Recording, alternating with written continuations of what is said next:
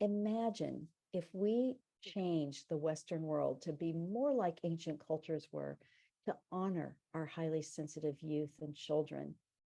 What if they grew up in a world where they weren't ashamed of being sensitive? They were honored for it and appreciated for all that thinking. It's not easy to raise these highly sensitive children and youth, but it's the most important job we have. So if you're doing one, raising one of those, thank you. If you're doing that job, thank you very much. At the same time, it's through sharing content that we can change the world.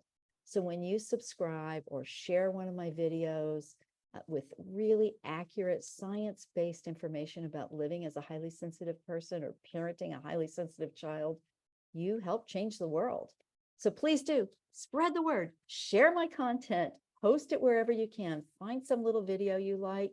Please, please, please post it out there on social media. And if you haven't subscribed yet, you can only help us more by doing that now. So thank you so much for being a part of my YouTube community. Who would have ever thought? In fact, I have a video on my channel, Introvert YouTuber. Whoever would have thought that a highly sensitive 50-something introvert would be a YouTuber? But, you know, it's part of my mission to reach that 1.6 billion highly sensitive people in the world. And I'll use the tools at my disposal. And, you know, I've even learned not to look at myself. So thank you so much for listening and for subscribing and for spreading the word. It's up to us to change the world, but as highly sensitive people, I know we can do it.